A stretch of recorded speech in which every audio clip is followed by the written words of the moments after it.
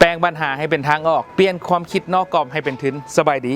ข้าพเจ้าจันทงพามิสิทธิ์เจ้าของเพจนักธุรกิจมือใหม่เมื่อนี้ข้าพเจ้าได้รับคำถามเกี่ยวกับนักศึกษาว่าตอนนี้ในยุคสมัยนี้ปริญญายังเป็นสิ่งที่จำเป็นหรือบ่ก่อนที่ข้าพเจ้าจะตอบคำถามข้าพเจ้ามีเรื่องราวนิทานที่มาเล่าสู่ฟังเรื่องของการคิดนอกกรอบการละครั้งหนึ่งมีพระราชาจัดการประกวดเพื่อซอกหาสุดยอดฝีมือเพื่อจะมาดำรงตำแหน่งหัวหน้าการค้าอยู่ในวังผู้คนสนใจและสมัครเป็นจำนวนหลวงหลายและงานนี้ก็เป็นที่สนใจของประชาชนทั่วทั้งเมืองอีกนำการประลองครั้งนี้จะทดสอบไหวพริบในหลายๆด้านบ่ว่าจะเป็นด้านการเขียนการอ่านการคำนวณและไหวพริบจนสุดท้ายได้ผู้เหลือเข้าการแข่งขันเพียงแต่3คนเท่านั้นซึ่งโจทย์ของรอบสุดท้ายนี้ก็คือพระราชาจะให้เงินเพียงแต่ 100,000 กีบและเวลาเพียงแต่3ชั่วโมงผู้ใดที่สามารถเพิ่มพูนเงินจำนวนนี้ได้หลายที่สุดจะเป็นผู้ชนะเมื่อได้รับโจทย์ชายทั้ง3ก็แยกย้ายไปปฏิบัติหน้าที่ของไผ่มันและเมื่อฮอดกำหนดพวกเขาก็ได้ทยอยกลับเข้ามาสู่วังและรายงานผลที่ได้ปฏิบัติสู่พระราชาฝั่งสายผู้ดีหนึ่งได้เว้าขึ้นว่าข้าน้อยได้นำเอาเงิน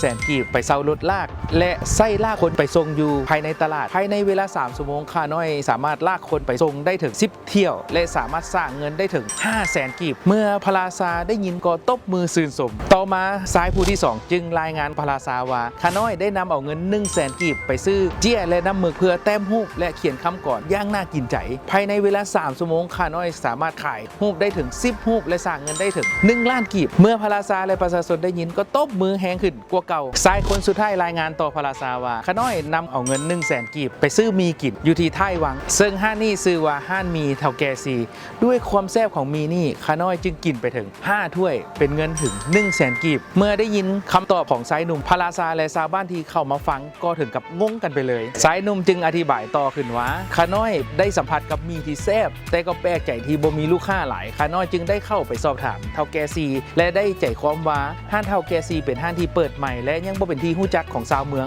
ข้าน้อยจึงขานอาสาช่วยเฒ่าแก่ซีให้ห้านของเฒ่าแก่ซีนี่เป็นที่ฮู้จักของคนทั่วไปโดยผลตอบแทน2 ล้านกีบพระราชาจึงเว้าขึ้นว่า2 ล้านกีบแลกกับให้คนฮู้จักทั่วทั้งเมืองก็เป็นเรื่องที่คุ้มค่าว่าแต่เจ้าเฮ็ดแนวใดสายหนุ่มจึงตอบว่าข้าน้อยได้เฮ็ดไปเรียบร้อยแล้วข้าน้อยใช้โอกาสในการประลองในครั้งนี้ที่มีชาวเมืองเกือบทั่วทั้งเมืองสนใจในการเข้ามาเบิ่งการแข่งขันในครั้งนี้สิ่งที่ข้าน้อยเว้าไปเมื่อกี้นี้ก็เฮ็ดให้ชาวเมืองทั่วทั้งเมืองรับรู้ได้ถึงความแซ่บสถานที่ตั้งและห้านของเฒ่าแก่ซีเป็นที่เฮียบห้อยแล้วพระราชาได้ยินแนวนั้นก็ประกาศให้ซ้ายผู้ที่3เป็นผู้ชนะในการแข่งขันและสังกัดเขาเข้ามาเฮ็ดเวียกอยู่ในวังส่วนห้านของเฒ่าแก่ซีก็เป็นที่ฮู้จักและนิยมหลายขึ้นซ้ายผู้ที่1ใช้พละกำลังในการแก้ไขปัญหาซ้ายผู้ที่2ใช้ความสามารถเฉพาะตัวในการแก้ไขปัญหาส่วนซ้ายผู้ที่3ใช้สติปัญญาและการคิดนอกกรอบในการแก้ไขปัญหานิทานเรื่องนี้ข้าพเจ้าได้แห้งบันดาลใจมาจาก What I Wish I Knew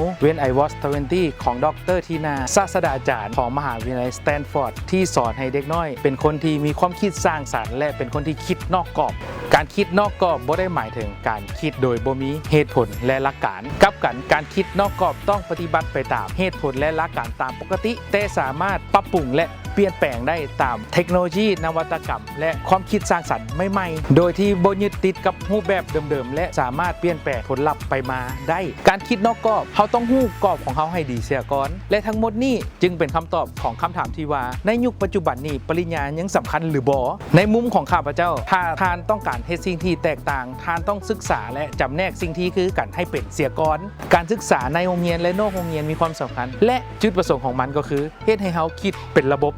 ถ้าจะคิดแหกกฎทฤษฎีของทานต้องแม่นเขาจะประสบผลสำเร็จได้จากการคิดนอกกรอบแต่